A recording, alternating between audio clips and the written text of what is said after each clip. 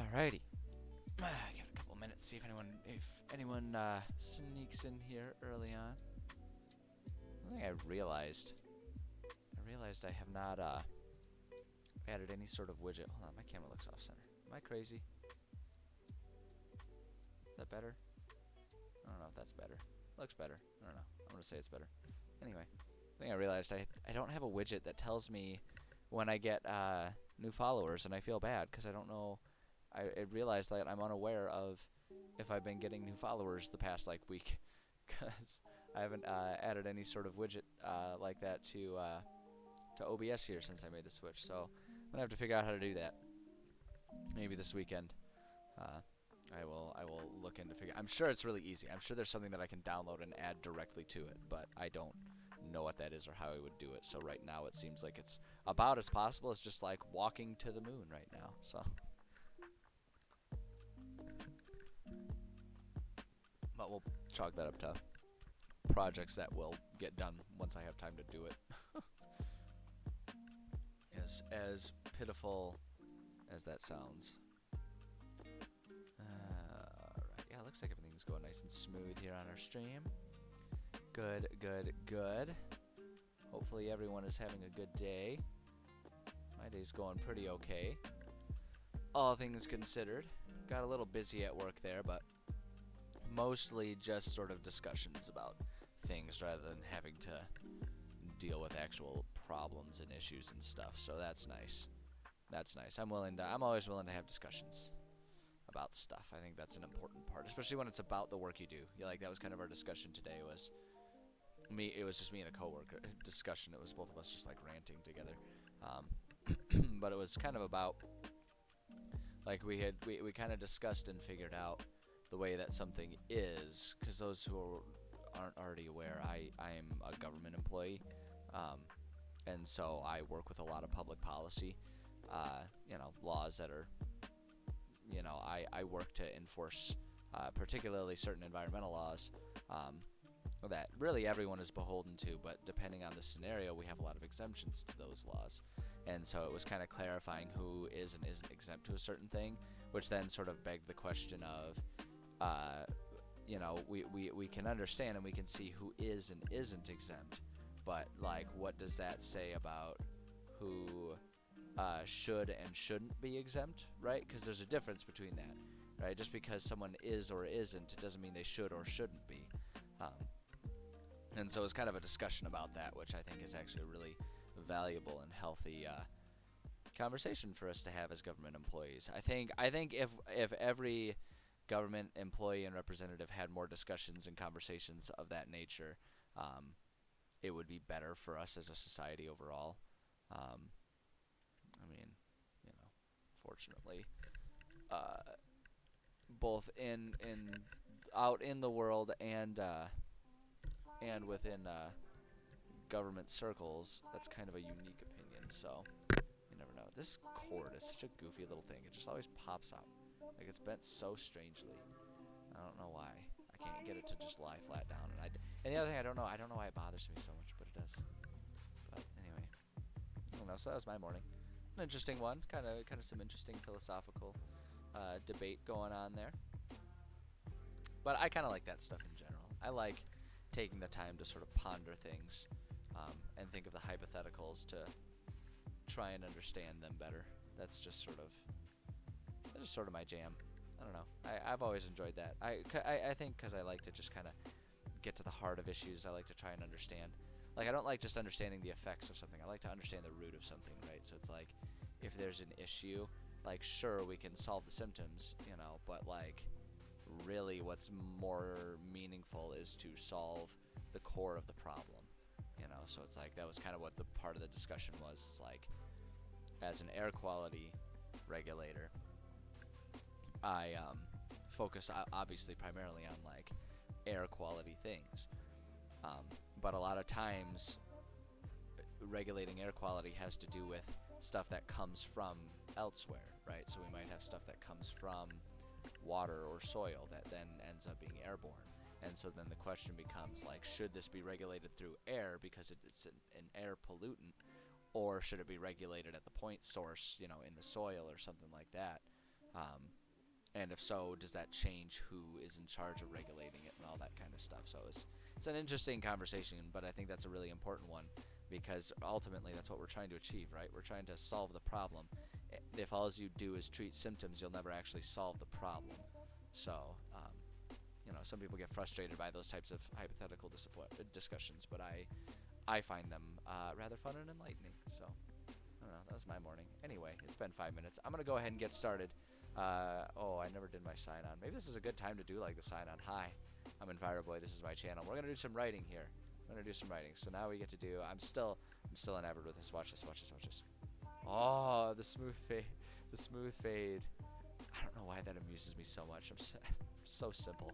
I'm such a simple person. So easy to please, but I don't know. It's so smooth and fancy, and I'm not used to it. I love it. All right. So, last time we were getting very close to finishing up our dungeon that we've been working on. We've been working on a dungeon that is a giant, both a tribe of giants as well as a shrine that the giants made up at the top of the mountain. And we're almost done with that whole thing. We've made a couple other levels already. See, we've got this here, which is sort of in the village. Got this here, which is the shrine proper itself. And then this here, which is, well, I guess this is still part of the shrine proper. I guess it's more like this is the entrance, first half of the shrine. And then this is this, oops, nope, wrong way. This is the second half of it. And we're almost done with this here, and once we finish this area, we'll be done with this dungeon. And so I think we will easily finish this dungeon today, and that'll give us the opportunity to start thinking about what comes next in this campaign, which is really exciting and fun for me because I've been stewing and brewing a lot of ideas for other things that'll happen here. I like to try and take care of one thing at a time. I find that if I let myself get too distracted, then I'll forget what I was working on, and it's hard to make a solid, cohesive dungeon because I'm so, like, I'll forget what I was working on in between things. So I'm really glad that we're finishing this up, not because I'm tired of it or anything, but because I've just got a lot of other ideas that I'm ready to explore. So let's go ahead and get to it. So we've made all of these rooms, and I think we've kind of finished off all of the more like tricky, complicated parts of this dungeon, because this particular part of the dungeon has a lot of like going around finding clues, finding keys that will let you access different parts and different treasures and stuff like that. But I think we're kind of done with all of that thinky stuff. I think all we've got left, yeah, we've just got 2 battles, just an area that's got like a map. I think I know what I want to do for that. As well as we have some, we're just going to give them like a batch of potions and stuff like that. So, and I think I know exactly what I want to do with that. So let's go ahead and figure this one out. This is an easy battle, and that takes place in, this is in Area 9 here. So we got Area 9 and Area 10. So Area 10's easy battle is kind of predetermined for us because of our monster selection for this area. It's either going to be weasels or lizards, or both, in here, which means that I want to use, for this dungeon, or for this part of the dungeon, this room 9, I want to use our other monsters because they just won't really fit in these narrow spaces. So it's our chance to use them. So let's go back here and just double check that. So an easy battle up here, we've got it kind of already mapped out. An easy battle will have 325 experience points. So we can go ahead and do, if we went for, let's see, we should have another easy battle already here. What did we do? We got 325 exactly. We did a combination of lizards and weasels already. So we've already kind of used that one up. So we'll figure out how we want to handle that coming down here. But actually, if we're gonna do giant, I'm thinking here. Actually, I'm gonna map them both out now because it's important to me. And this is something that you can decide with your group and you as a DM what you like to do. But for me, it's important to make sure that none of the battles are exactly the same, even if the composition is a little similar for the monsters. I mean, obviously they're definitely going to be similar because I only pick like 4 or 5 monsters that'll exist in a given dungeon. be mixing that up a bit more if the dungeon starts getting bigger and bigger, right? So that's sort of my preference for doing these things. But when I can, I still like to try and have the battle be a little different, so that way like there's still different things to think about, like different shape of the room and stuff like that, different resources available within the room to contribute to the fight, different different composition, even though it might be the same monsters, different numbers of different ones, so that way you have to think about the balance differently based on what their special abilities and all that kind of stuff are. So that's an important thing to me, and that may or may not be important to everyone else, but that's just something that's for you to figure out. So what I want to do just to balance things, I'm going to easy battle, and this is the one that's outside, so this one's going to have, I know what I'm going to do for it, even though our target is about 325 experience points for this battle. I'm going to have this one only have 300, because we're going to do 3 giant goats that are just hanging out in there. Those are each worth 100 experience points a pop. And then in this one, what I'm going to do, easy battle, this one's going to be 350 experience points. And this one is going to have 7 giant lizards. Oops, I don't want that underlined. Oops, I want that capitalized. Giant lizards. And those are worth 50 a pop. No, not 550. 500, that'd be that. Now that's a giant lizard right there. That's getting up there in size, man. Okay, so that's how I want to break them up there. So that just makes it a bit easier. We've got that already planned out. We don't have to think about it anymore. Then we can just add our description here. But I've been finding it kind of helpful to decorate the room first, so then I can sort of explain how things are going to appear. So this one is going to be pretty bare bones. I want to put, it's all giant stuff, so we got to make it big, because giants are big. That's what they do. So I'm going to put a rug right there just because I think that pretties it up a little bit. So we'll do that. And then I want to put in some torches. Torches can be normal size though. I don't want the torches to be giant sized. So we're going to put some torches there, put some right over here by this doorway entrance.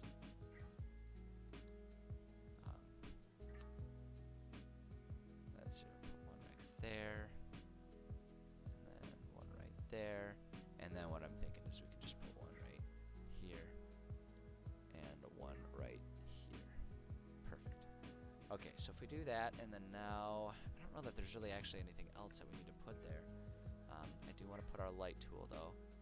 Let's get these a bit smaller here. Okay, that's about the right size. Boom, boom, boom. Just putting our lights in there to match the torches. I kind of fell away from doing it this way and like adding torches and stuff, but I actually think it's more fun when the lighting kind of matches how things are set up in the area, or in the in the map. So it's just, I don't know, it's more interesting to me that way. Kind of adds a bit of dynamic ambiance to it.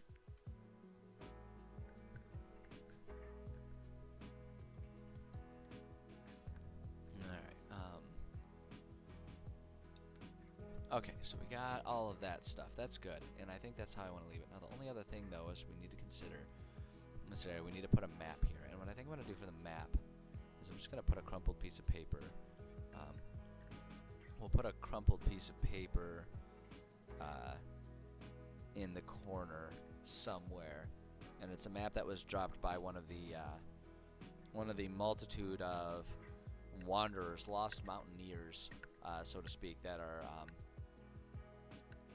the multitude of mountaineers that have found their way to the shrine, and then just like for various reasons lost stuff or like died in this shrine here. So let's go ahead and get a description. Let me look at this again. So this is the entrance too. So this will be kind of a a good chance for us to make a statement about just the way this whole dungeon appears to the players. Because, as you can see, this is the entrance. This is where they're going to come in from. So, sorry, my voice is a little wonky today. I don't know why. Probably just the cold weather, honestly. Cold weather, definitely. Cold weather definitely has the tendency to make me a little extra flummy. So, not that anyone wanted to hear that from me, but, you know, here we are. It was a thing that was said, and we all have to live with it now. Alright, so, as you first walk into this portion of the dungeon, wow, I'm really butchering the word dungeon there. As you first walk into this portion of the dungeon, you find that the air feels somehow more still and heavy than before. You get a feeling that this place is touched by death and I want to say something else about it. It's touched by death and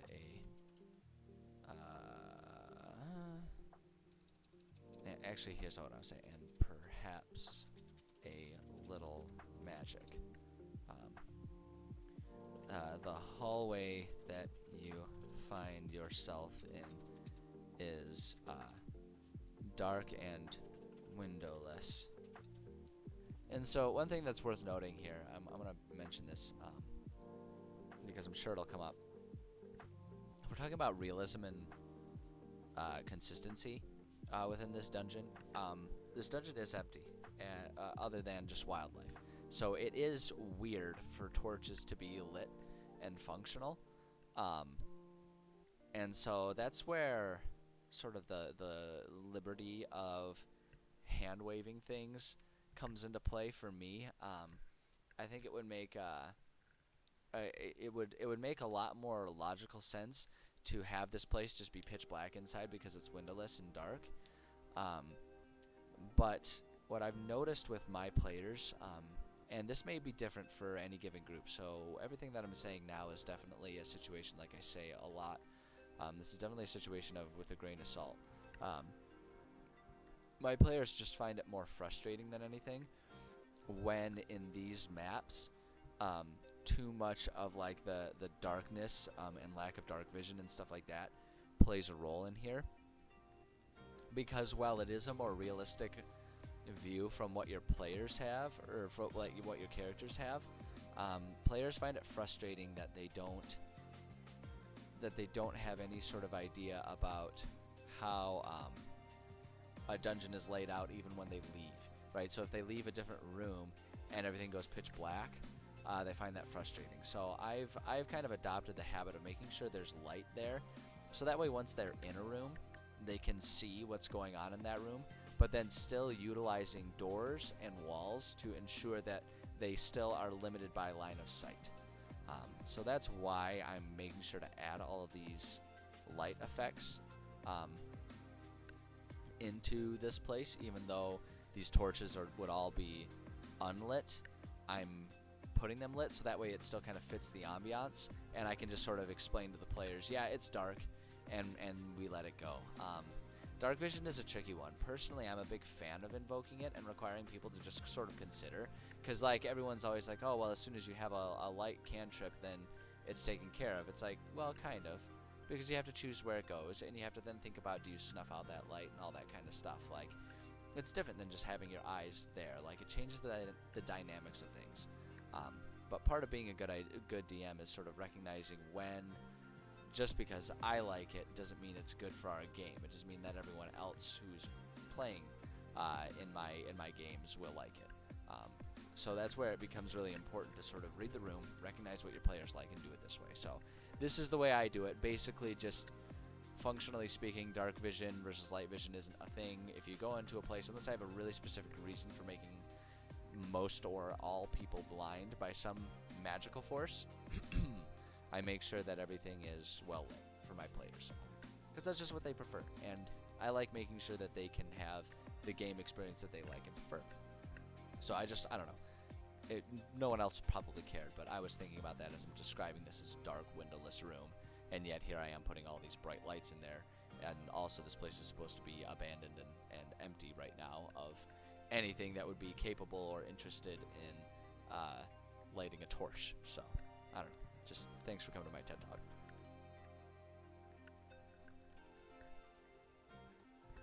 So anyway, with that in mind, I just wanted to address that so we can keep doing our the hallway that you find yourself in is dark and windowless. However, around the corner you hear a bit of scraping and snuffling. And so now here we're going to add a little DM note here, because I guarantee you as soon as you say that, your players are going to want to look. Sneak or investigative checks DC 11 is what I want to make these. Just make it a nice medium.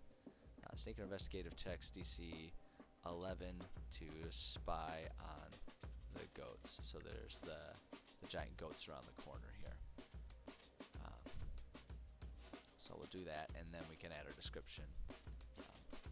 Around the corner you can see a few giant goats that seem a few goats, few giant goats that seem to be lounging or sleeping in the corridor. Boom. And then they can choose to, invoke the Pokemon battle music and jump into battle. Y'all know what I'm talking about. And if you don't, then that's okay, but also you should get into Pokemon because it's amazing. Or at least the old stuff is. It's not the same as it used to be nowadays. Anyway, I'm not gonna open that can of worms. That's a different stream. It's a different stream than writing D&D. Although actually, now that I think about it, I certainly have had discussions about Pokemon on my D&D streams. And that's because it has come up before in my streams that there does indeed exist a fan mod to the D&D 5th edition rules in which you can be a Pokemon trainer, and the monsters are Pokemon, and you can go about having a Pokemon adventure. And I have expressed a great interest in being a player if I can ever get any person in my life to be a DM for such a game. So, but goals for later in life, I suppose. Anyway, I'm not gonna let myself get distracted there. So now we gotta discuss the map here. Let's see here. In a corner, mercifully ignored by the goats, there is a crumpled piece of paper. As you unfold the paper and look closely, you can see a small hand sketched. Is that sketched?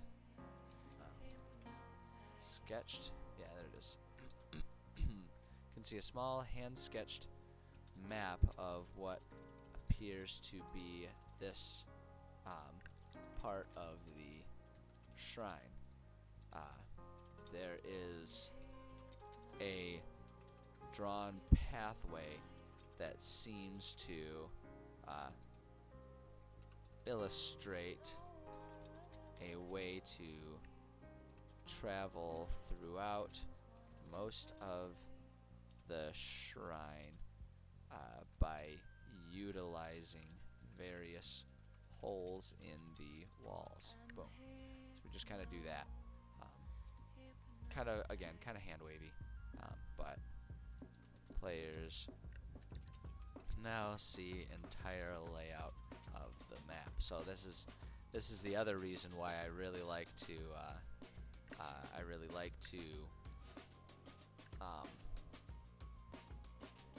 to utilize at the very least our line of sight issues and stuff in our maps, because when we have doors and line of sight and limitations and stuff, it stops players from being able to see the entire layout of the dungeon before they get to it, which is a really good way to still sort of invoke that feeling of exploration. But then if players explore properly and they find certain hidden items, they can find a map, and that will reveal all of it, so then they can have an idea of the layout of the area, so then they can sort of have a preemptive ability to plan a route of attack for different things and different challenges they might encounter and stuff. So that's what that's all about. Hey Spesh, how's it going? Good to see you here. So yeah, so we got that there. I just want to add in. Oops. Oh geez, I accidentally changed the size of my light, which is silly of me. All right, there we go. So now that's just the one thing that I still need to add here. Is it's not crumpled, but we'll just toss a piece of paper in the corner here. Bring it over there. Boom. So there we go. There's our piece of paper. There's our piece of paper for them to enjoy. Alright, so now the last thing we gotta do is we just have to do this little area right here.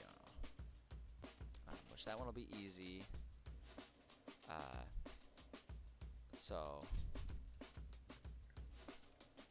Alright, and so we just gave them a whole bunch of giant lizards.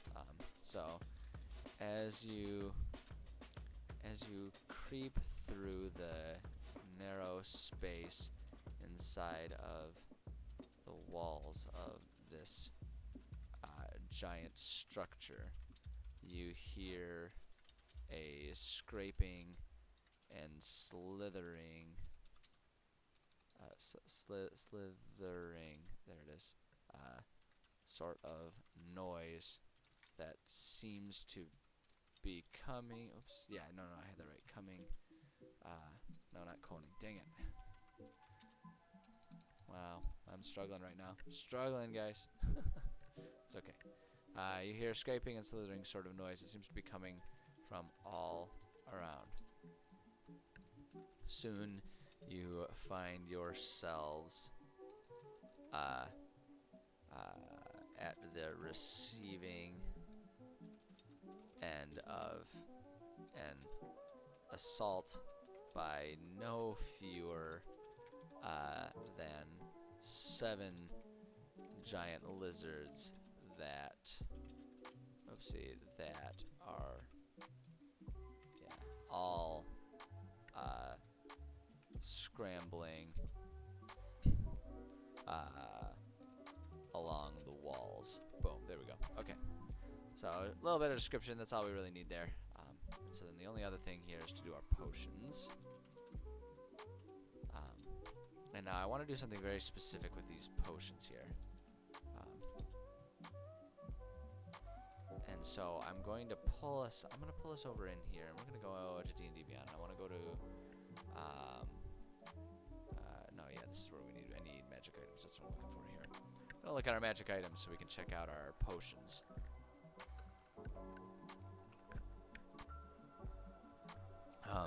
Because what I want to do is both as a way of foreshadowing and as a way of giving players tools that will be helpful to them in this dungeon.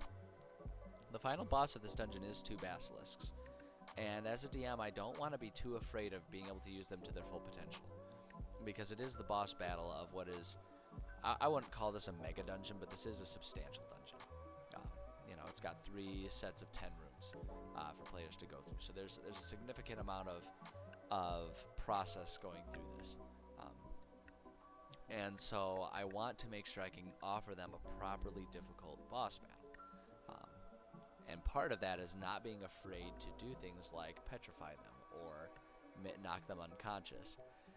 And a good way to make it so that I, as DM, I'm not afraid to do that is to make sure I've provided them with resources that will help them, not guarantee necessarily, but will help them survive and succeed in here.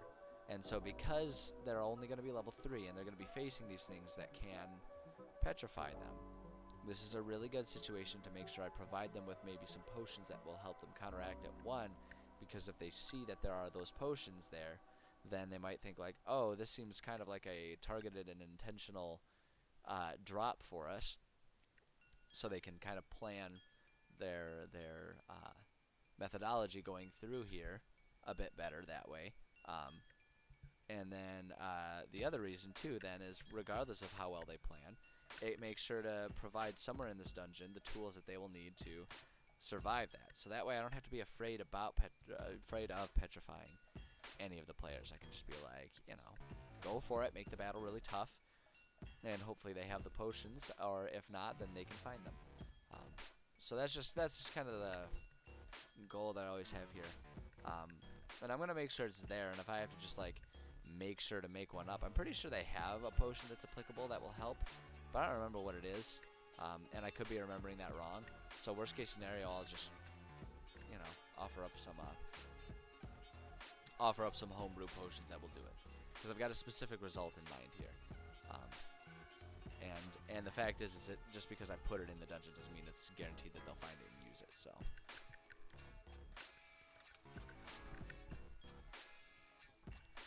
Okay. So at any rate, climbing comprehension, fire breath, flying, gaseous form, giant size. Nope, none of those ones.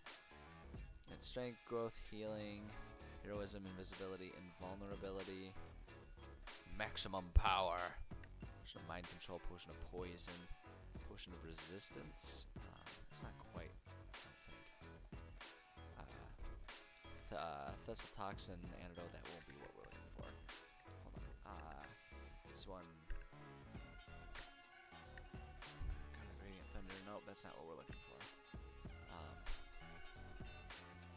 Mind control on invulnerability. That's only 1 minute if you have resistance to all damage. Yeah, that's not what we're looking for. Potion of healing, and that only does healing. I don't think that will. I don't think any of these will heal from status effects, such as paralysis.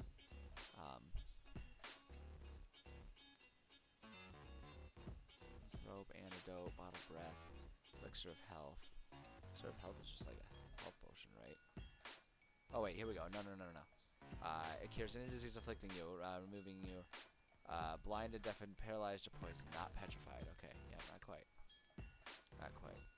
The one thing I want to make sure, so this is where I want to make sure that I'm getting everything right here. I'm going to look up the petrified state, and I'm going to make sure that I'm remembering how petrified works.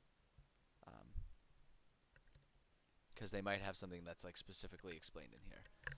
Petrified creature is transformed along with any non-magical object it is wearing or carrying into solid inanimate substance, usually stone. Its weight increases by a factor of 10, and it ceases aging. Creature is incapacitated, can't move or speak. Attack rolls against the creature have advantage. Creature automatically fails strength and dexterity saving throws. Creature has a resistance to all damage. Creature is immune to poison disease, although the poison or disease already in its system or suspended is not neutralized. Okay, so it doesn't have any specific rules about how they can and can't be cured, at least not in this part of the rules, this part of the appendix. Let me just check and make sure. Check Player's Handbook, see if they have anything else written in here about it. Nope, nothing specific in there. Okay. So we'll have to just kind of homebrew something to handle that. There's plenty of magic that can handle it as well. And depending on your players and whether or not they're actually here at level 3 or a different level, they may or may not have access to that, which is again why we're just going to make sure that our potion is there. And so, Undercity Medusa. Wait, hold on. I'm curious. I've never heard of this. This is rad, though. Immediately, this image is really rad. Look at that. That's a cool picture. I'm into it. Anyway, oh, it's Ravnica. That's why. Okay. That's why I'm not very well versed in Ravnica, personally. Oh, wait. Here we go. Dark blue oil that can be extracted from the rare fruit of the Willowshade plant. The creature can use this action to apply the oil to another creature that has been petrified for less than 1 minute. This is what we're looking for here. Dark blue oil, causing the petrified condition on that creature to end. at the start of what would be that creature's next turn. This is what we want to give them. We want to give them some sort of Willowshade oil. That's what I was looking for. I was looking to see if there was like a rules as written thing. No sense in reinventing the wheel. This is a little above the rarity that I might initially want to give players of level 3, but it's a specific thing for a specific situation, so I think it's really appropriate. And you know, you throw audibles and you break the rules of the system every now and then when you need to. That's kind of the point of being able to play a tabletop as opposed to just playing a video game.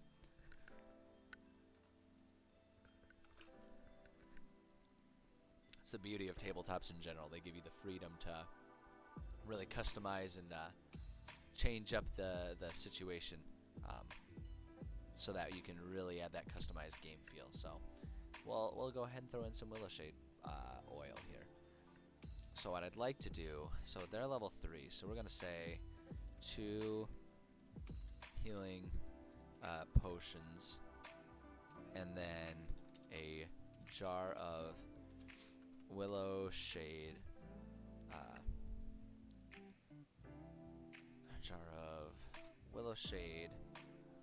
oil that has enough for about 3 medium creatures to be cured. So, okay. Alright, so we can go ahead and throw that in there for them, and especially that is very combative. I don't know that I appreciate that kind of language coming from you. he's accusing me of being a tabletop, and I just don't appreciate you calling out that type of thing, even if it's true. Let's see here. Gonna lurk. Willowshade oil, planning on petrifying some peeps. I mean, kind of. The final boss in this dungeon is a couple of basilisks, so potentially. And so that's why I'm making sure that they have the opportunity to have what they need to survive it. Because I was saying before, one thing that I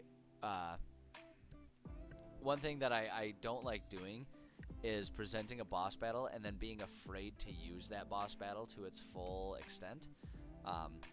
You know, so it's like because I want to make sure that the players can really get the full sting of a boss battle. Like, that's what makes it feel epic and extreme, right? Is if we give them an actual boss that they have to deal with. And so I don't want to be afraid to use those tools. So I'm giving them enough that they can at least have an opportunity to survive said petrification in the middle of battle. So that way I can, you know, not have to hesitate to use those basilisks to their full potential. Right? It's meant to be a tough battle. I don't want it to be easy. Let's see here. Let's see. All the rule and adventure books except for the latest of each. I'm gonna add to my D&D campaign share that content. You know what? Special. I actually have most of them as well, and I'm intending to get them. I appreciate the offer, but I actually try to make sure that I have them all myself, so that way my players, when they come in, they can have access to it via me sharing.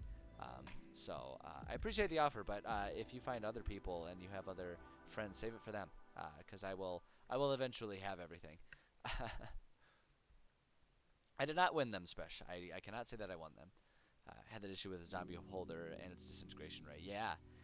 There's it's really tough to, like, that's one of the things that's kind of tricky about being a DM, is like you want to offer that challenge, but you don't, like, you still want to be recognizant of the fact that the players are supposed to be the heroes of the story.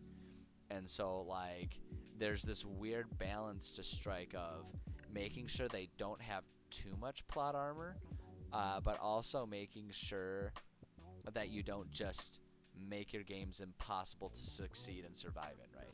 And so it's like, that's why for me it's important to throw in, you know, like, we've got the boss, and so I'm going to use the boss and utilize it, so they can die depending on how they approach these situations. But it's important that I am also not just power tripping and guaranteeing their death. You know, like, that's the distinction there. And so that's where it's like, you know, if there's a boss that can cause petrification, that's why we offer up some of this willow shade oil and all that kind of stuff. But yeah, it's definitely a challenge as a DM to try and strike that balance and make sure you get it right. And that's why I'm always a DM who is willing to just sort of low key nerf some hit points if we're halfway through a battle and I'm like, oh my gosh, they haven't even gone half health on this monster, and 2 of them are unconscious right now. And so I'm not opposed to doing that kind of stuff, because it's for me, it's all about just trying to make sure that everyone has a good time. And it's not a good time if a character that you've invested a bunch of time and energy and personality into is just, getting wasted without a prayer. So obviously a game of DM versus players, toy with them, forbid, smite them down, the god that you are. Okay, so you're half right. I do toy with my players all the time. I do love to mess with my players. But like, it's always kind of in a like mess with them to make my own amusement, but then ultimately in ways that they can overcome as long as they're attentive and doing things properly. And the thing is too is you don't want to be you don't want to be afraid of sort of trying to smite them in general. But like for me, it's kind of like what I'm always saying, where it's like I try to give my players every tool that they need to succeed. So that way, if they don't, the onus is really on them and their lack of preparation or their inability or refusal to use the tools provided to them appropriately, if that makes sense. Just basically giving them the opportunity to make their bed that they want to lie in. So if they are careful and attentive and they find all of the resources available to them in a dungeon, they will have more than enough to succeed. But if they just rush to the boss battle, don't prepare, don't do anything properly, then they're going to be in a bit of trouble. So that's kind of the balance I try to strike. So I mean, honestly, even though I know you're just messing with me, Spesh, there's some truth in what you say. It's just a matter of doing it for the sake of offering a challenge rather than doing it for the sake of being a horrible person. Which, sometimes all of us are horrible people. I know I do it at least 3 times a day on purpose, just kicking babies. But only babies that deserve it, which is most of them, because they're sticky and gross, but not all of them. I don't know what I was trying to achieve with that one. That was just kind of cruel. All right, and so we just want to add a little description here. So this is in the hallway. Like so many other parts of this shrine, you find an abandoned pack shoved in a corner inside this wall. This particular pack has little indication of who left it here or why. However, as you search through it, you find a few glass jars that clink together. Oops, no, that's one word. Together, as you rifle through its contents. Boom, there we go. I'm also gonna have this one just like require a perception check here really quickly. Perception DC. We'll make that a DC 11. Doesn't need to be too hard, but don't just give it to them for free. All right, see here. Good humble bundles at the moment. I haven't checked humble bundle in a while. I'll have to check those out at some point. Write this in a way that sounds like you're talking to the players. Yes, I do. I try to write these things. I like to write these things so that I can just sort of like read them aloud to my players. So that way I'm just doing myself a favor. So that way in the future as a DM, because when you're actively DMing, one thing, you don't always know exactly what kind of day you're going to have. So sometimes if I'm DMing, so I play with 2 groups. I'm part of 2 groups. One I'm a DM and one I'm a player for right now. And so the one that I'm DMing for, we play Monday evenings. And so sometimes it's been a long day, and my brain is just not functioning. So I find that if I write things like this, I'm doing myself a favor. So that way, when I'm now leading the game, if I'm having a hard time thinking of good descriptions of things, I can just sort of read what's there, and it's a really good setup for the room, and it describes everything that's there, and it gives players everything that they need. Um, that's the biggest reason why I try to do it. But the other reason too is because I might not run this for quite some time, after I finish writing it. So if you have that sort of narrative set up there, then it's a really good way to sort of describe what scene I was trying to set for the players. It helps me remember exactly what I was trying to go for when I first wrote it, because there's a very good chance I will not remember where my mind was at when that happened. So, like that, official books are not that accommodating. Yeah, the official books are much more written to the DM rather than written to the players. And then they'll have just like specific boxes that say, you can read this aloud when they see this. So they'll add that rather than like writing the whole thing that way. So it's I always just kind of imagine, because those books are really meant to be like, they're written much more with them in mind of like teaching the DM like how to run that specific campaign. So it's like they are writing to the DM. Where for me with this one, instead of writing to a DM, I'm writing this as a DM.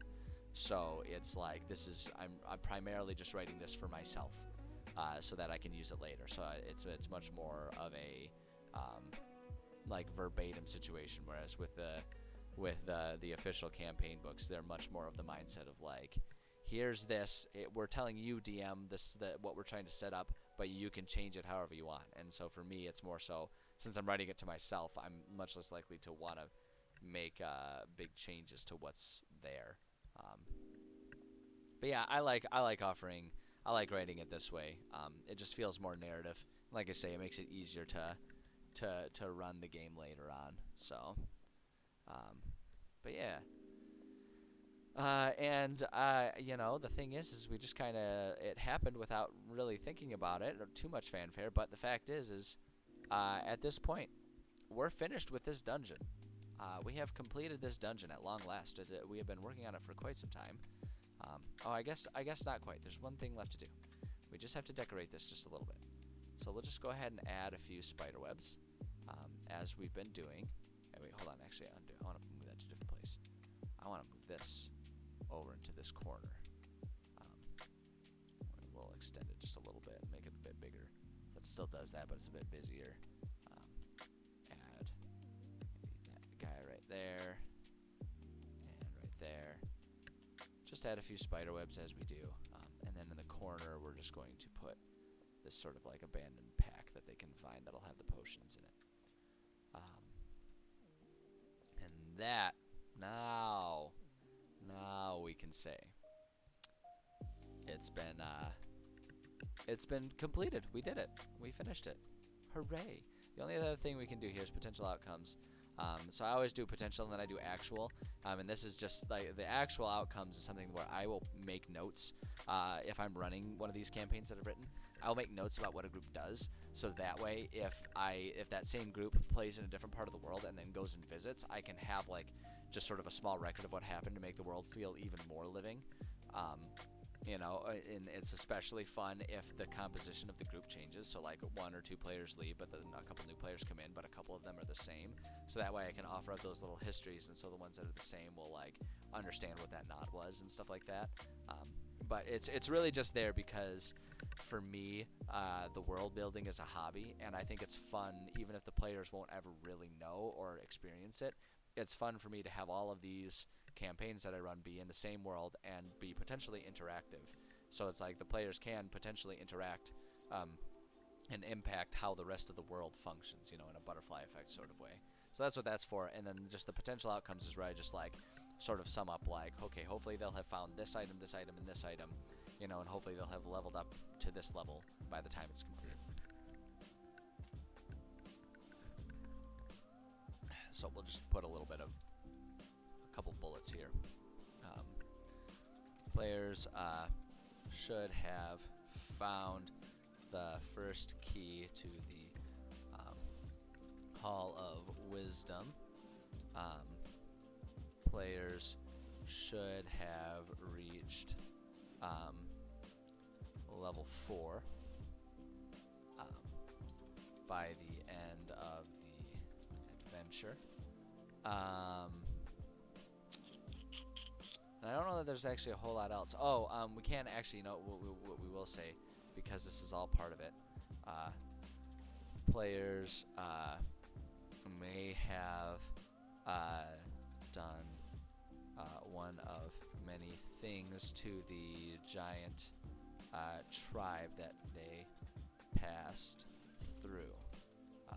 May have poisoned water supply, allowing the Nikos tribe, is that what they were called? Yeah, Nikos tribe, that's right. Right over there, let's see here, allowing the Nikos tribe to successfully raid the other giants. May have done something else to tip the scales in favor of the Nikos tribe. So they didn't necessarily have to poison it. That's just what the Nikos tribe offered. They were like, hey, if you do this for us, that'll help us a lot. So may have done something else to tip the scales in favor of the Nikos tribe. May have neglected to help the Nikos tribe, not tribe. If they took this route, have the pathway between Nikos and, hold on, I named them something, didn't I? Did I give that an actual location name or a tribe name? Oh wait, we can probably find it on the map here. Yeah, the Kalarn tribe, right there. Let's do that. That's a bit more clear, a bit easier to understand what the heck I'm saying. Let's see here. To the Kalarn tribe that they passed through. Poison water supply, allowing the Nikos tribe to successfully raid the Kalarn tribe. In favor of the Nikos tribe, may have neglected to help the Nikos tribe. If they took this route, have the pathway between Nikos and Kalarn villages be much more dangerous, and have the Nikos tribe be wiped out, and the village now owned by the Kalarn tribe. So like that's you know, a good example of give the players the opportunity to make their bed, and they can then lay in whatever they decided to make. So if they did decide to help them, then great, they have an ally in the Nikos tribe that now has more pull in the area. If they did not help the Nikos tribe, then the Nikos tribe tried to attack the Kalarn, did not succeed, got killed, and so now they don't have an ally in the area. So that's the type of thing, like I say, I like the world to be a living world. I don't want everything to just automatically be the same and successful for them. I like there to be, you know, real consequences for the actions they do or don't take. So, with that, I think that really does, for sure, finish it all. I think that really does take care of it. So one thing that I want to do now, that I was thinking of, is we've been going through and doing all of our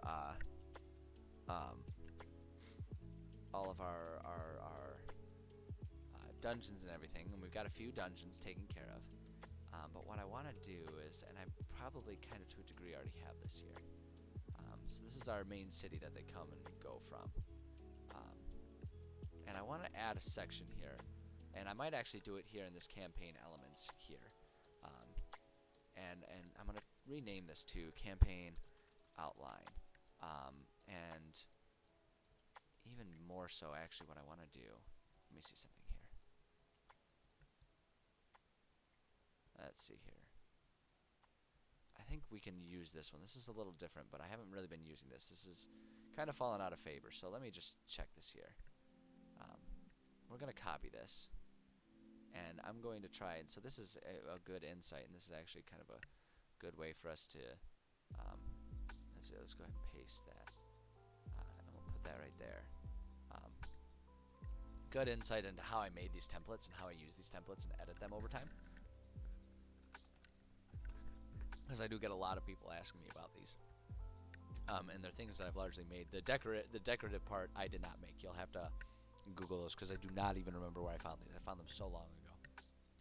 But I love using them. They just add that sort of like visual element that's like only I ever see it because I'm the DM and no one else sees my DM notes. But I don't know. It just makes it fun. It puts me in the mood. But what I want to do here is I do want to keep a lot of these, but change it from rather than being like a specific mission to the sort of more so the campaign outline. So I'm going to change this here to campaign template. And so we've got the setting, the history, and stuff like that. And a lot of this stuff already exists over here, right? We've got our sort of like our rough outline of the campaign here. And I actually want to keep this in the quick notes here. In this campaign outline here, I want this to be a bit more detailed. Or campaign template here. I want this to be a bit more detailed. Because what I want this to be is sort of something that talks about the steps for it in a bit more detail. That says like, okay, you know, at this stage they should start off and they should go to this dungeon. At this stage they should do this. You know, once they've completed this, have this. And so that way, and it just has a bunch of links. And I want it to just sort of tie in all of these different dungeons and everything. And it's like when it's in here, we can just even add a link in here that says like when they get to this point, go to this dungeon and have the dungeon be below it. Because I just want something that's a bit more cohesive, that can be a bit easier to understand. Okay, what order of steps should everything be in? So I want to, so like here with our detailed steps, right? This is going to be exactly it. And we're going to have to kind of backstep a little bit and think about our earlier stuff, but I don't think it's a problem for us to really think about what we've already done and sort of center ourselves and rethink about everything we've done.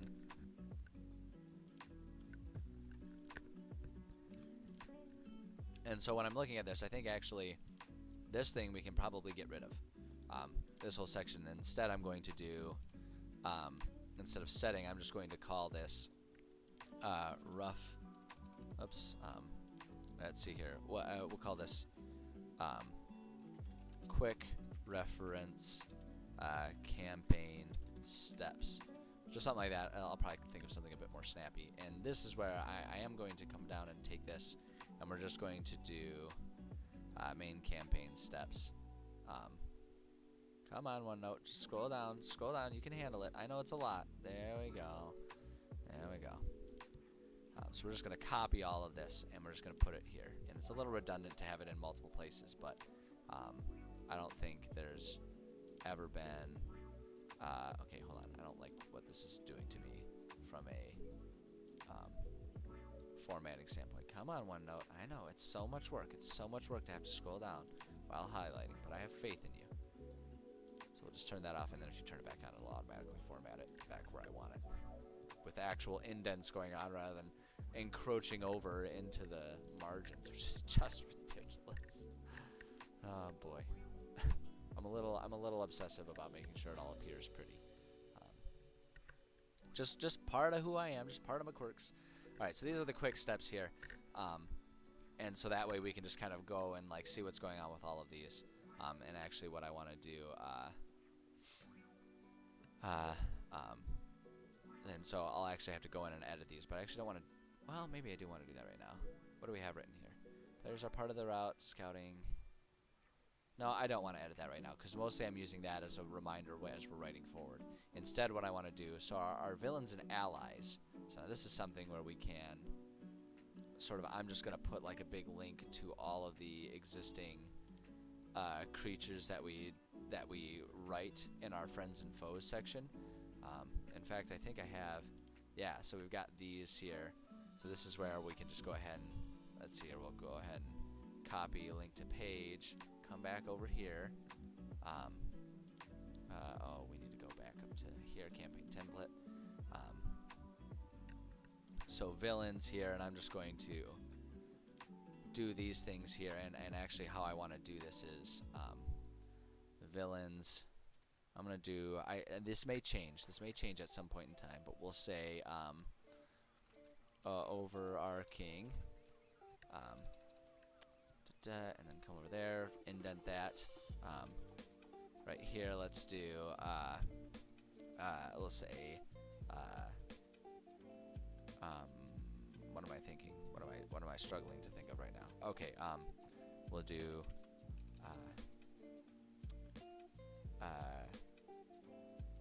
first key or something like that. I don't know, like step. We'll do step. I want this underlined. Step 3, the first key. So we can break it up by steps, right? Because that's when this guy comes into play.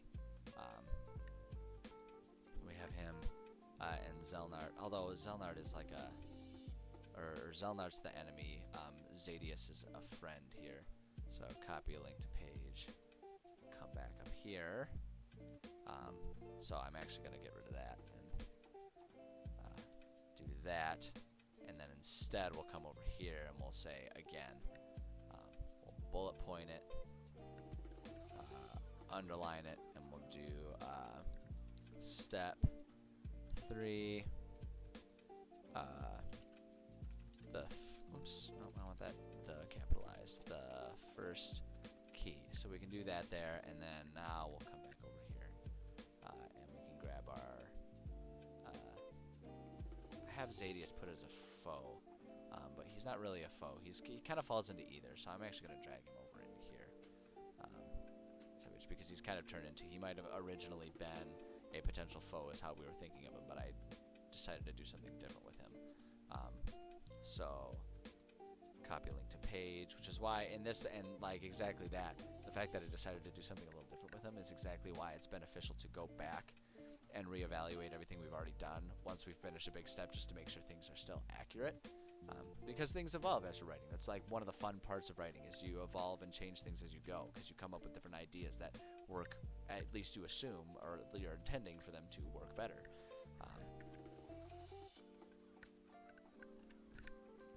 So we can do that there. We don't need to worry about anything else for a lot of it. And so what we'll do is detailed steps, and then so rather than location name, I'm going to leave this template here so we can copy and paste it, right? Copy, come down here. Step 1. And then instead of location name, we'll say, what do we call it? Beginning cave. So we'll just say beginning cave. That's not actually what it's called, but that's what we're calling it for the sake of our campaign here. And so for hooks, here we'll just say game starts here. Players have little choice. That's where it starts. They're in that cave. They're exploring that cave. So details, more narrative than technical info. Well, that goes in the dungeon pages. Exactly. It goes into the dungeon pages. So we'll just say here, the campaign opens with players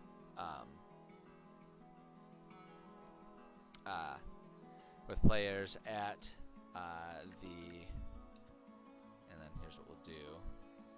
Copy a link to page there, and then we'll go back here, and we can go, boom.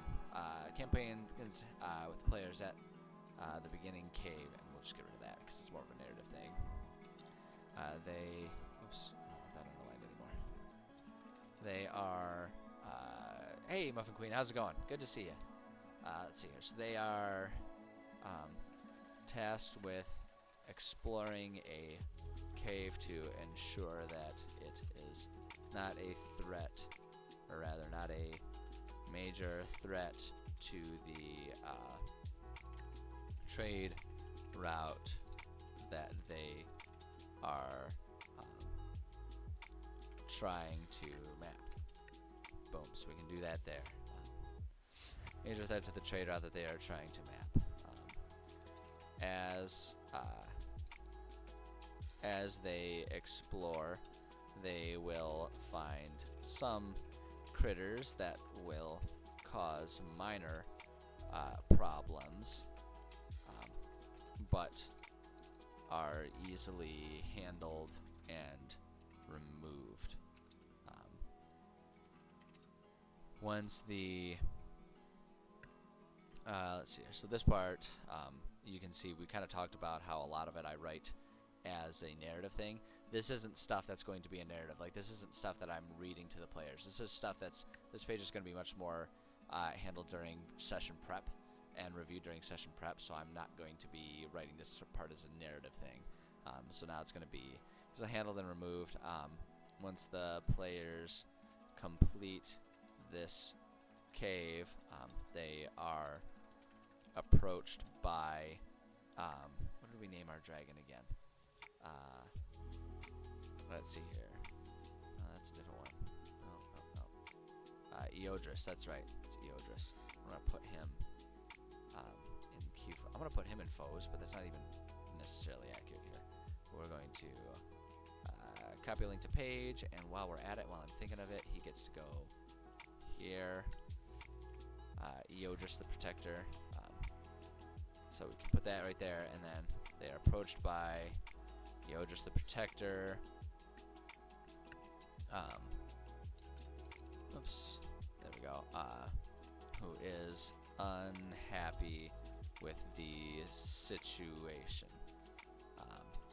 He will express, let's see, so he will initially not want players to proceed with the plan,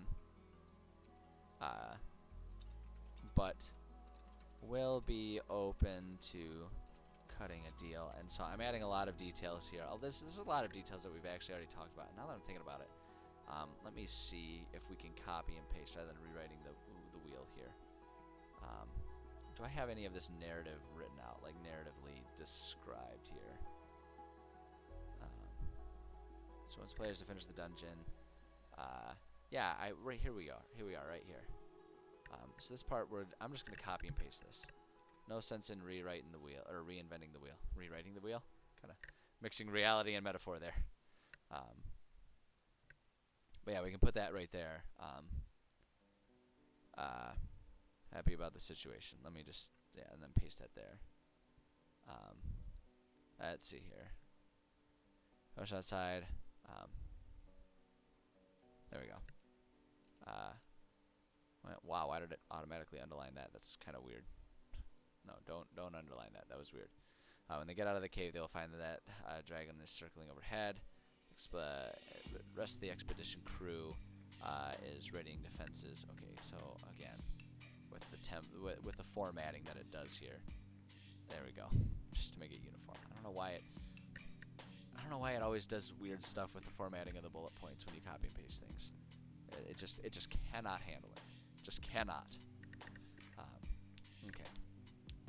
Who's readying defenses within the mouth of the cave? As players approach the cave mouth, the dragon will land and open up with some aggressive dialogue. He is upset about humanoids doing crap in the plains. That's right. Wants them gone. If players discuss a trade or a deal, well, okay. So, and I don't think we need that information. What our enemy's doing. That type of stuff is more so in the dungeon. What players should be trying to accomplish. We kind of already discussed that there. Details. Although actually, I'm going to do conclusions / next steps. Actually, I'm not going to do /. I'm going to do an ampersand. Conclusions and next steps. Okay, so let's see here. I don't know if I would call it being a rebel. Just sort of a I don't know. Like to me, a / it just seemed more correct because a / kind of to me means they're is more so about like things being synonymous with each other, whereas with an ampersand, it's more so like in addition to each other. I don't know. I'm probably incorrect and overthinking it, but that's just where my brain goes. So that's what the decision is.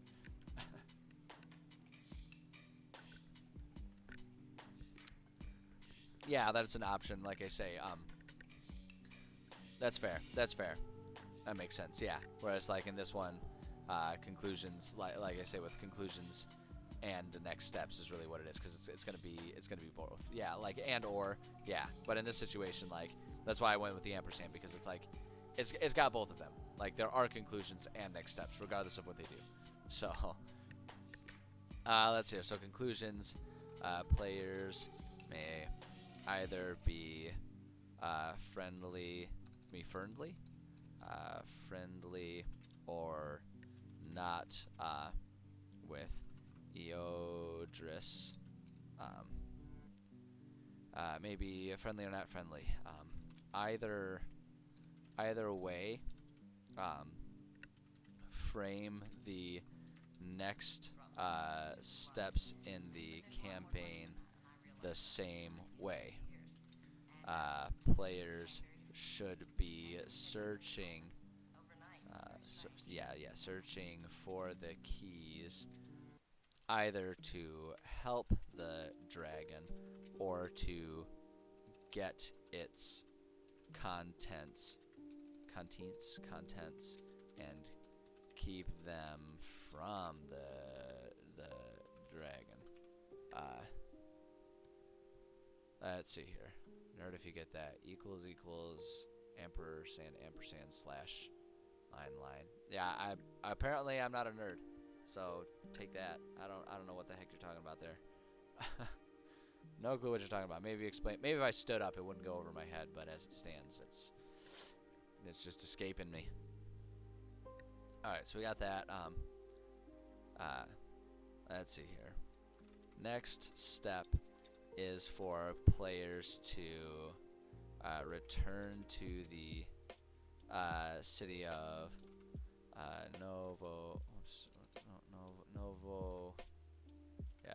Troy Cladney. Cladney. Return to the city of Novotrakladny.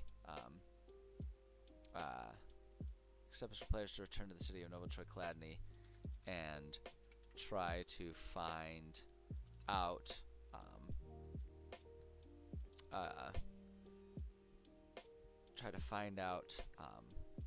what they can about the keys. Boom. Okay, so that was step one. So now what I'm gonna do here is let's take.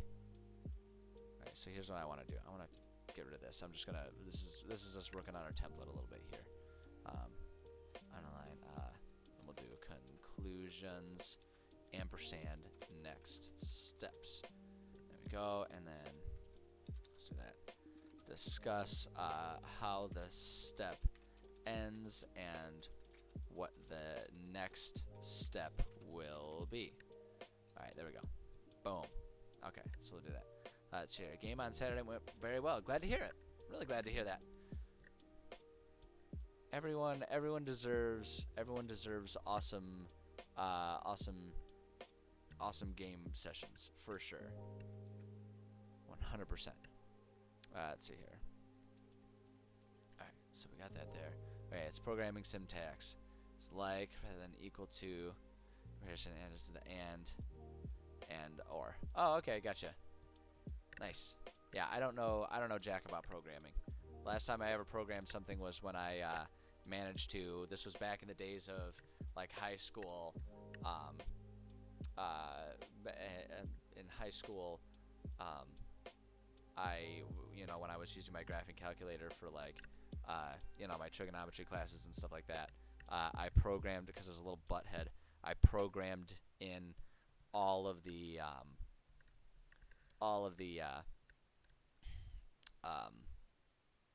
equations that I would need for any given test.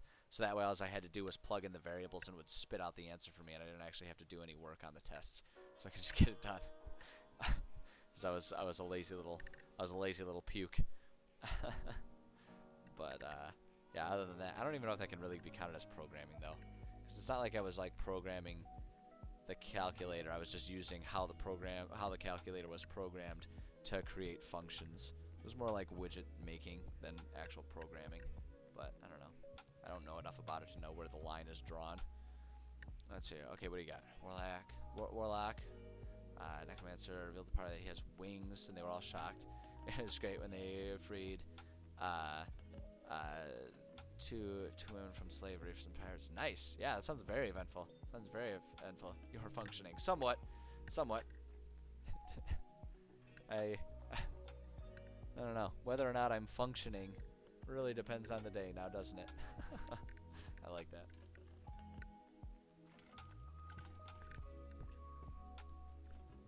Alright. So let's see here. So the next step here, I'm gonna call this one Novo.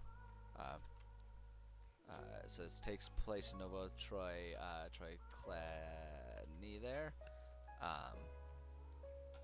Let's see. So it takes place in Novo Troy Cladny. I'm gonna call this step 1.5 because I want to just describe a little bit of details about what happens in the city here.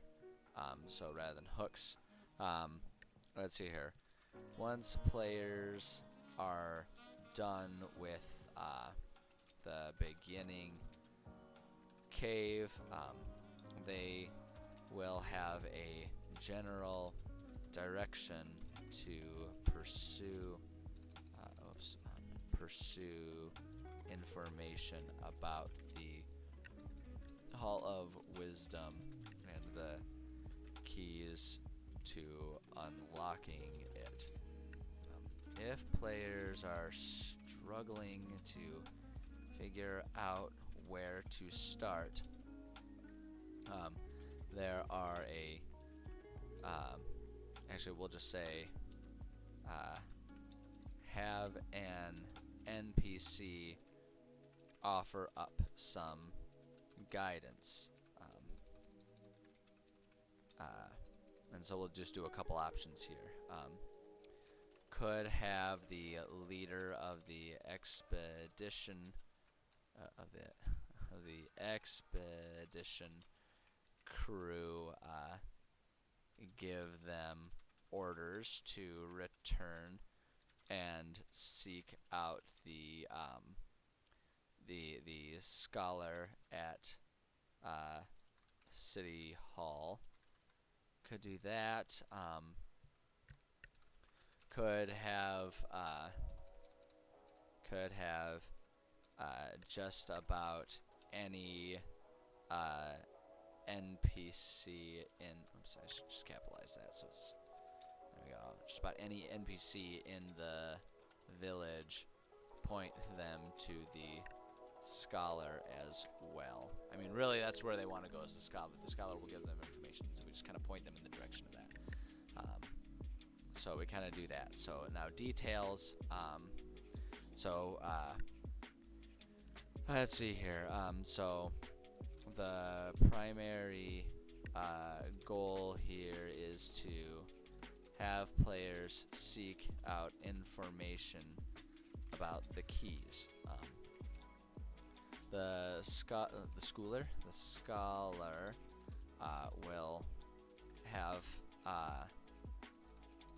will initially only be able to talk about the first key that is that he read about once. Oops, no, I had it right there. Read about once and assumed was just a legend. It was supposedly hidden in the mountains. We'll also warn them about the giants that are present in the mountains, but will remind them of the incident when giants were seen at the base of the mountains and turned away upon seeing other humanoids. Will explain to the players that this suggests perhaps they aren't as aggressive as would be expected and could be approached for more information about the mountains. Boom, there we go. Okay, so we just got that there.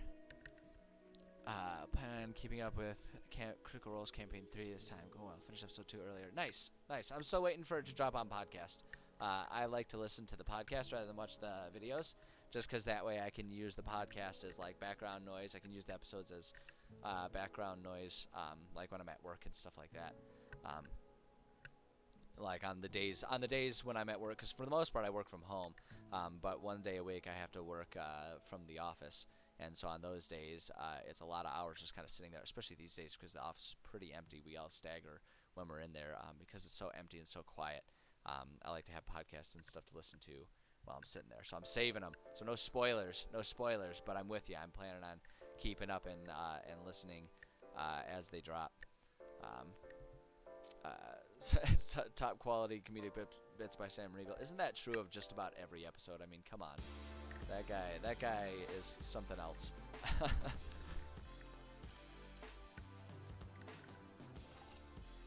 Yeah, his stuff always cracks me up.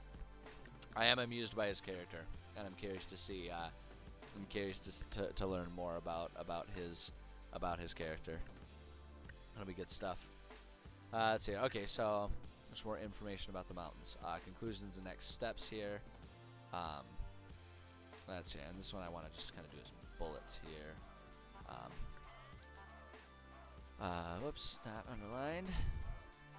Players should have an idea that they are heading for the mountains. They should also know about about where the giants were seen, so that they can find the old pathway through the mountains. Let's see here. Depending on what they do, they could be more or less prepared for the next leg of the journey. Let's see here. The campaign continues when they approach the next dungeon, which then is we can just go ahead and where is it? Copy link to page. That's what I'm looking for. Boom. So we do that. Next dungeon, journey to the giants. Boom. There we go. All right. So now copy that and paste it right there. There we go. That's good. Let's see. Oh, what do you got? Bought a cartographer software on Humble Bundle. Hey, you know what, man? I'm not gonna be the one to sit here and be your money manager. You can buy whatever you want, and honestly, buying things through Humble Bundle, pretty economic way to do it. I mean, that's kind of the point of it. It's kind of meant to be an everyone wins sort of way. It encourages more sales for people that are looking to boost sales of things, but you get them at a cheaper discount and help out a charity in the process. It's a pretty good example of everyone getting a little something out of the deal. So I ain't gonna criticize you. I ain't going to. I don't know about anyone else, but I'm not gonna tell you how to live your life. That ain't my jam. All right, let's see here. So location names. Now this one is Journey to the Giants. Journey to the Giants. There you go. And this is step number 2. This point there. All right, so hooks. Players will have been given directions to this by the scholar as they were investigating these keys that Yodris wants them to find. Boom, there we go. That's all the hook that we need. They hid the split choices a while ago, put it up front, but now it's under an expandable menu. Oh yeah, I haven't been on recently enough to have noticed. So I wonder what the wisdom for that was. Hey, how's it going, Garvadal? Good to see you here. Glad to have you. Let's see here. So details of this thing. This dungeon is all about players trying to reach and then we'll copy and paste. Where is it? Copy our link to that page. Boom. Wait, where did it go? Where am I? What's happening? Here we go. That's where I need. Trying to reach the Nico's tribe. Oops. There we go. Boom. Let's see here. We'll say see dungeon page for more details. See dungeon page for more details. Boom. There we go. That's all we really need to do for that one, to be perfectly honest. Not a whole lot else needs to be done there. Perfect. It's not there. Enjoy world building. See what other people are doing for theirs. Yeah, you are in the right place. You are in the right place. I 100% am streaming the process of building a world for a campaign here. So welcome. Glad to have you here. Work on doing these streams as up to 4 times a week. So welcome to what will hopefully be an interesting stream for you. Hopefully it'll be exactly what you're looking for here. Okay, so conclusions and next steps. This step ends when players make it through the dungeon or through the mountain foothills and arrive at the Nikos tribe. Boom. Do that. The next step is them trying to navigate and make allies with the giants of the tribe. Boom. There we go. You've done an adventure, a one-shot in a way to test players' ability to defer from metagaming. Giving information a single player, but letting others listen in. I don't know that I've ever written anything with the explicit intention of doing that. I feel like that's just something that kind of happens a lot with games. Trying to do like trying to balance that and or intentionally trying to test them in their ability to do that. I think that's just something that sort of like naturally happens at different times depending on how the role play goes, what questions people ask, you know, how players approach things, whether or not they're intentionally dividing themselves or always in a group, you know, and holding secrets and stuff like that. I think the various types of dynamics you can have there just sort of naturally happen. So I don't know that I've ever really written something with the explicit intention of testing that. No. Let's see. Next step is them navigate, make allies with the giants of the tribe. Boom. That's all we need for that one. That one's a real simple bit there. And so now we're getting pretty close to being caught up here. Copy. We are going to do paste. This is going to be step 2.5 because we want to just talk a little bit about what they're trying to do once they reach that tribe there. So location name here is going to be Nikos tribe. So the hooks, players will simply arrive here once they complete the journey to the Giants dungeon. Boom, that's all we really need to do here. Alright, so details is going to be a bit heftier this time around.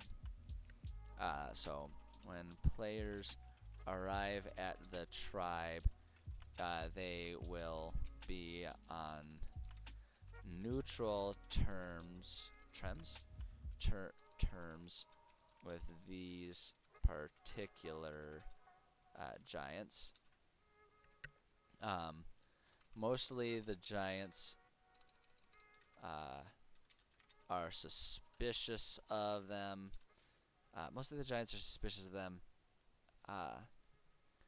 But due to their nature of being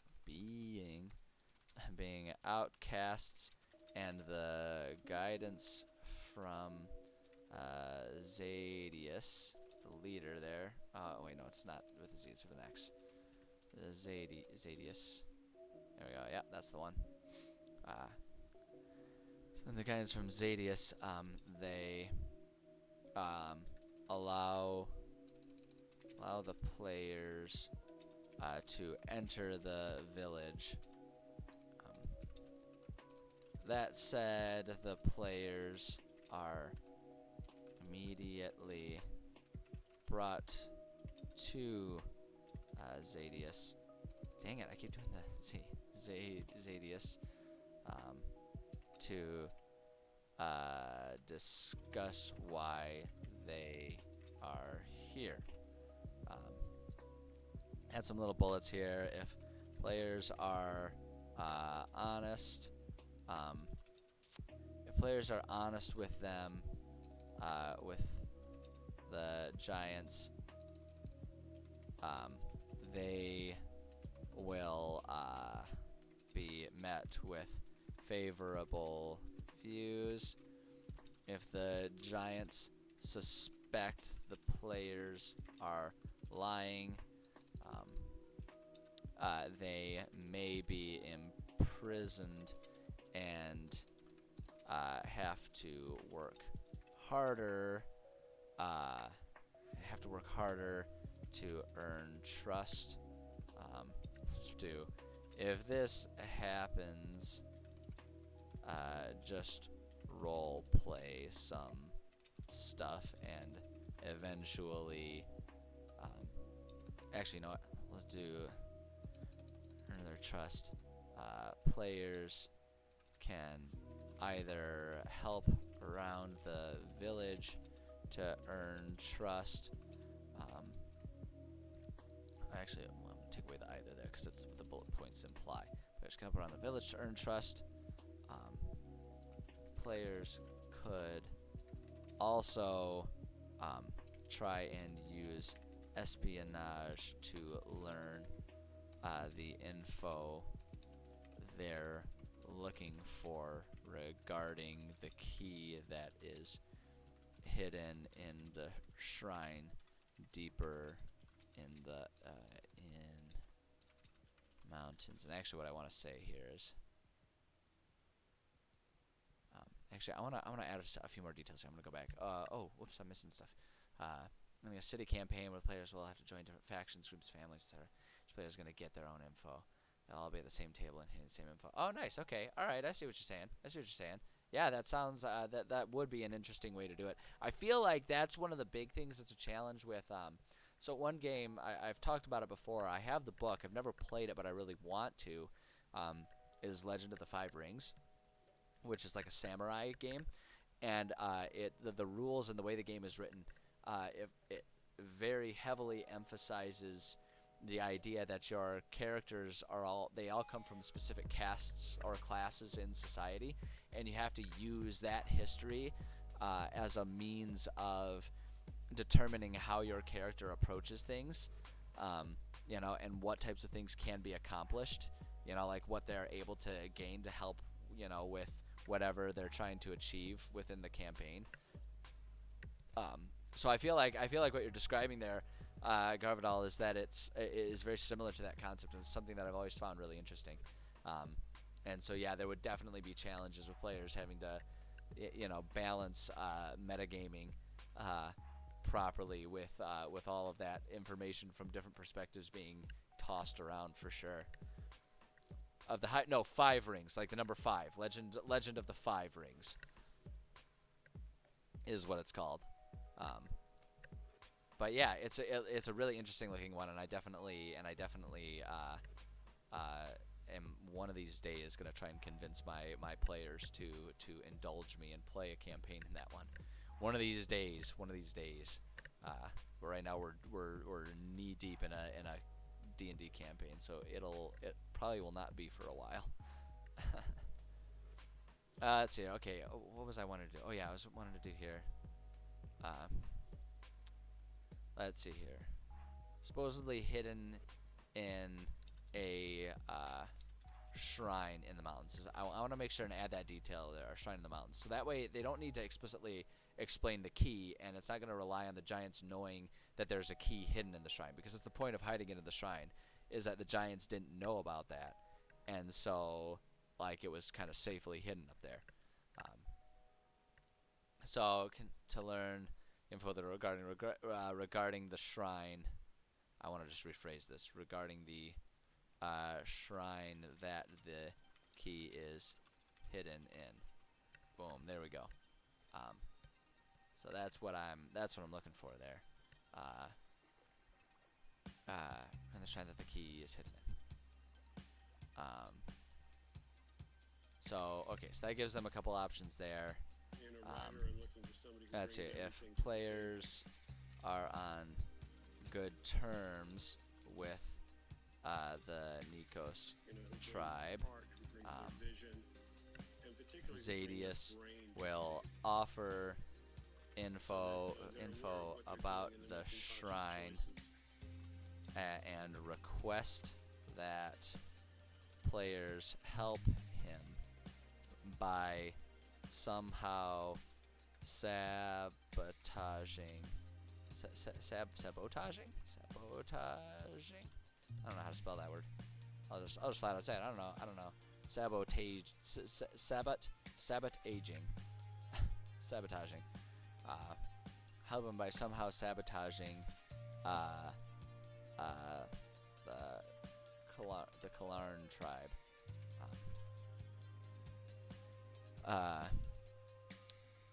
Along the way, he wants to expand his tribe's glory,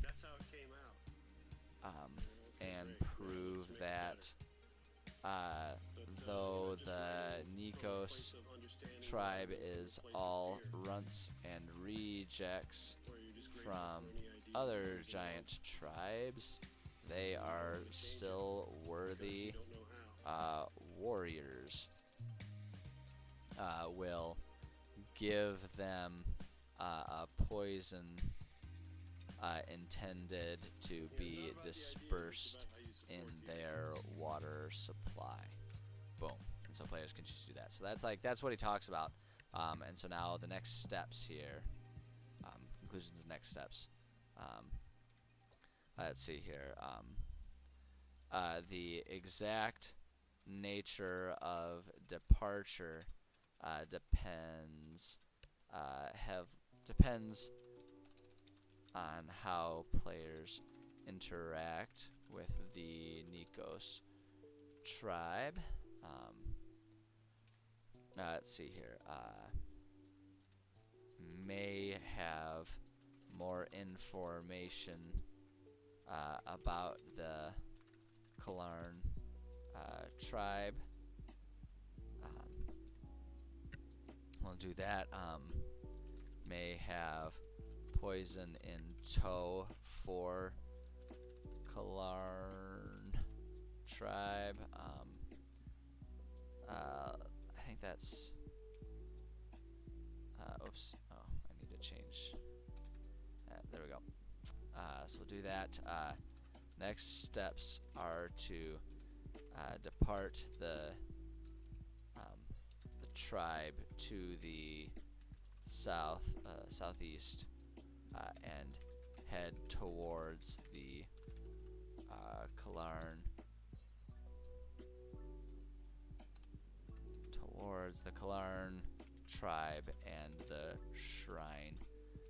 Beyond it. And that's pretty much all we need for that one. So now we can catch up, and let's do just our little details for step 3 here, which we just finished up. So let me see here. Boom, do that, paste that, there we go. So location name here, so this one is going to be the first key, and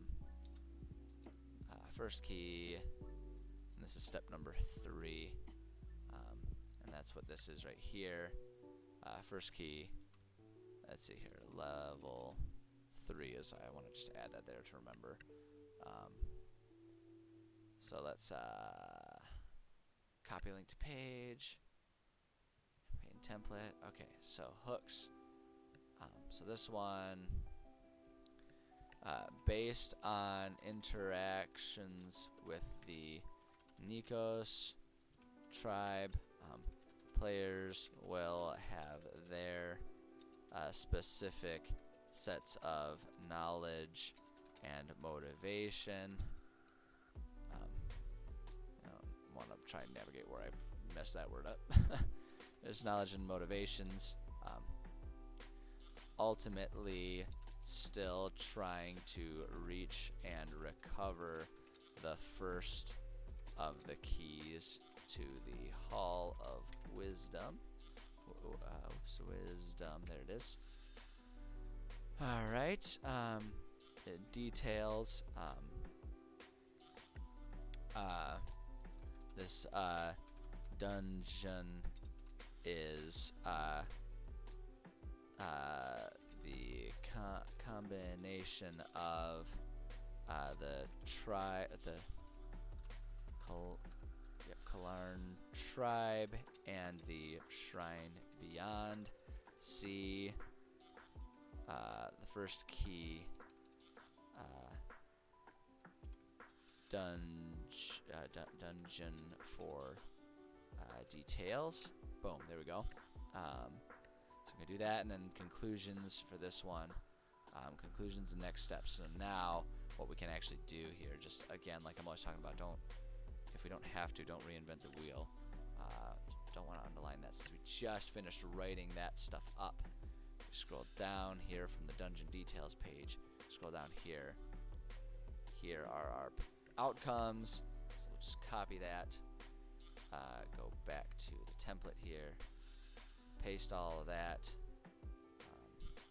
Unbullet and bullet it so it formats how I like it.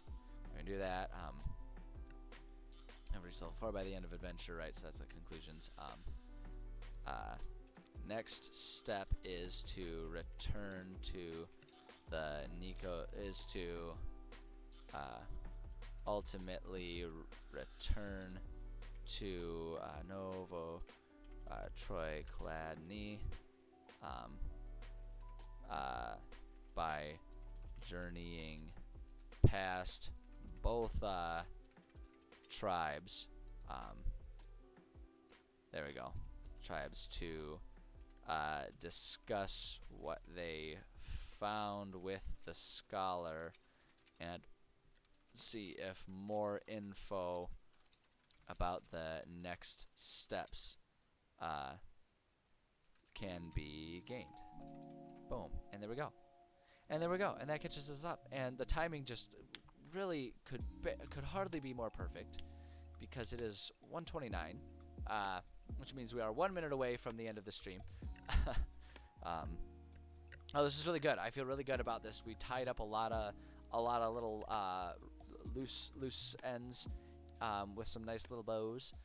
So things are really good, and we are in a really good situation to on Thursday when I'm back dive into our next step, right? And so we'll do a little bit of information about what happens between the dungeons, and then probably, hopefully, have some time to start working on the next dungeon, which is, oh my gosh, it's so much fun.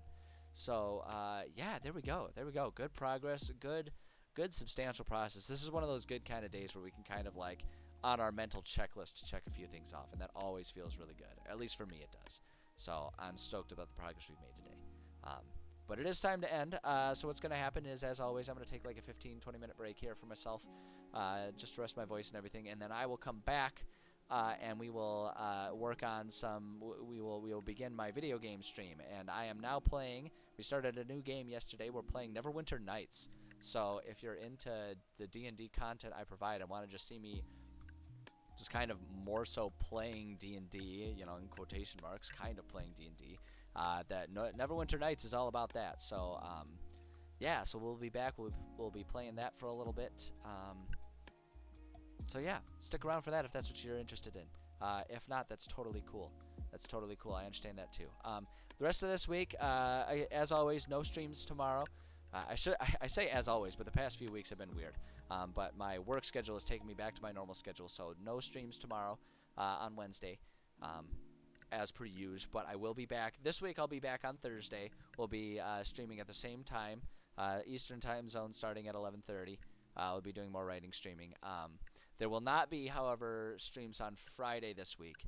Normally I would stream on Fridays, but not this week. I'll be out of town. I'm house sitting for my family, for my parents. They are going out of town, and our old pup needs someone to look after her because she cannot join them on this journey. So I will be out of town on Friday, but I will be here Thursday. So I think that's all the announcements. I got. So yeah. I guess I should just do my little plugs. I do have my Discord and my YouTube channel, so feel free to check out either of those if you're interested. Both of those, you can find the links to them on my Twitch page. And that's everything I got. So if you want to hang out with me while I game for a little bit, stick around or come back in like 15-20 minutes. I'll be here playing some Neverwinter Nights. If that's not of interest to you, that's totally cool. I'm not offended by that. Go check out anything else that you're interested in, and I will look forward to seeing you on Thursday when I'm back doing more writing. Either way, though, I appreciate each and every one of you. Thank you guys for coming by and watching me do some writing. It's fun having people here to discuss different ideas and stuff with. I think it makes it. I think that's like the value of doing this as a stream rather than just like not streaming and writing on my own. Like, it's fun to have those conversations. So, not to say that I also don't appreciate my learners. Anyone who's interested in the stuff I'm doing, I really appreciate you guys. But anyway, I'm gonna stop rambling because I have to go to the bathroom. So be back in 15 minutes if you want to. Otherwise, I appreciate you, and I will see you the next time you join me. But thank you so much for joining me today. I appreciate you.